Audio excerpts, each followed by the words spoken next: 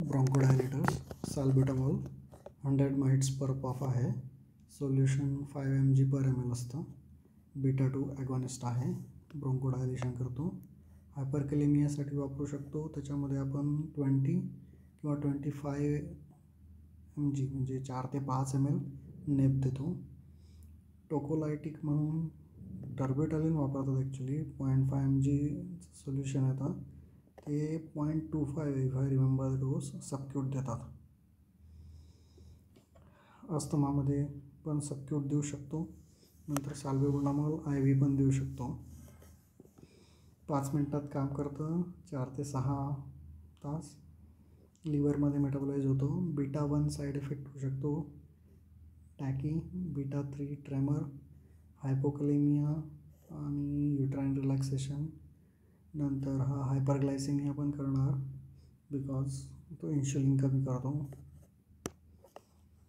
5 मिनटात काम करेल. सायक्लिक AMP वाढवतात हे 4 ते 6 तास.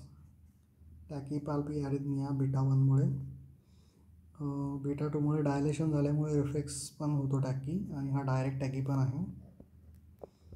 अस्थमा, COPD काही पण. तर नेब 1 ml किंवा 0.5 ml. हायपरकॅलेमियासाठी आपण बघितलं 4 to 5 ml नेब. ब्रॉन्कोस्पाझमसाठी 6 to 8 पफ आहेत, परंतु रिपीट करू शकतो आणि रिपीट करायसाठी ते मग 50 cc बॅरलमध्ये त्याचं हे टाकून करावं लागतं. किंवा नेब 1 ml किंवा मग IV 1/2 ml. परंतु मग IVसाठी मग तुम्हाला रेस्प्युलमध्ये कंटेंट बघावं लागेल. मी बघितलं नाही कधी ॲडिटिव्ह आहे का काय. सोल्युशन तर ते अनस्टराइज असतं त्याच्यामुळे ते नाही करू शकत. तर साल्मेटेरॉल लॉंग ॲक्टिंग आहे, मोर दॅन 12 आवर काम करतो. नंतर इप्रा आहे. इप्रा 18 माइट पर पफ आहे. रेस्प्युल 0.5चा आहे. 0.5 पर ml आहे इथे आणि 2 ml लिहिलं आहे.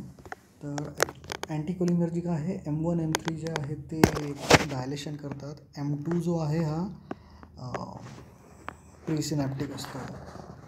तर M2मुळे ब्रॉन्कोकन्स्ट्रिक्शन होऊ शकतं पॅराडॉक्सिकल, कारण की हा नॉन सिलेक्टिव्ह आहे. याच्या विरुद्ध टायोट्रोपियम जो आहे तो M1 M3वर ॲक्ट करतो. M2वर पॉझिटिव्ह आहे किंवा नॉन ॲक्टिंग आहे, त्याच्यामुळे सिलेक्टिव्ह आहे. तो फक्त डायलेशन करतो, पण तो लॉंगर ॲक्टिंग आहे. तो स्लोअर ॲक्टिंग पण आहे. याचं पण इव्हन तो म्हणतो की शॉर्ट ॲक्टिंग आहे, पण 1 ते 2 तासाने काम करतो म्हणतो. साल्ब्युटामॉल आपण बघितलं 5 मिनिटात काम करतो. मग अँटीकोलिनर्जिक साईड इफेक्ट आहेत. Dry mouth, constipation, retention, dilation, miosis, इप्रा ते बघितलं आपण. M2 केल्यामुळे पॅराडॉक्सिकल ब्रॉन्कोस्पॅझम होऊ शकतो. मोस्टली M1 M3वर काम करतो तो, पण M2 हा प्रीसिनॅप्टिक आहे म्हणून टायो बेटर आहे. पण लॉंगर ॲक्टिंग आहे, तर स्लोअर ऑनसेट असला पाहिजे त्याचा. तर आपण बघितलं अमायनोफायलिन्स जे आहेत ते फॉस्फोडायस्ट्रेज इनिबिटर आहेत. बीटा 2 सायक्लिक AMP वाढवतो. हा सायक्लिक AMPचं डिस्ट्रक्शन कमी करतो. तर याचा डोस आहे 5 mg/kg. युजली आपण 2.5 देतो लोडिंग. त्याच्यानंतर मग वाटलं तर पुन्हा 2.5 रिपीट करतो. तर 2.5 साठी मग हा 250 25 mg आणि हा 10 ml मध्ये म्हणजे 250 डिवायडेड बाय 55 mg/kgचा डोस होतो. तर आपण युजली हाफच देतो, तो पण स्लो द्यावा लागतो. थेरॉपिटिक रेंज नॅरो आहे. सीजर्स होऊ शकतात. ब्लॉक, टॅकी, आयनोट्रॉपी, नंतर हार्ट ब्लॉक, कार्डियक अरेस्ट होऊ शकतो. रिफ्रॅक्टरी ॲरिथमियाज होतात, त्याच्यामुळे युजली सगळीकडे म्हटलं देऊ नका. मेटाबॉलिझम याचं एन्झाईम स्टिम्युलेटर असतात स्मोकर्समुळे, त्याच्यामुळे डोस जास्त द्यावा लागतो. परंतु ॲनेस्थेशिया इफेक्टमुळे तो डोस कमी पण द्यावा लागतो. तो न्यूट्रलाइज होऊन सेम डोस होऊन जातो 5 mg. लिव्हर मेटाबॉलिझम आहे. लिव्हर, रिनल आणि प्रेग्नन्सीमध्ये डोस कमी करावा लागतो. डिजिटॅलिसमध्ये ऑलरेडी हार्ट सेन्सिटाईज झालं आहे, तिथे डोस कमी करावा लागतो. नंतर डेरीफायलिन आहे. डेरी म्हणजे डिरायव्ड, त्याच्यात थिओ प्लस इटो कॉम्बिनेशन असतं.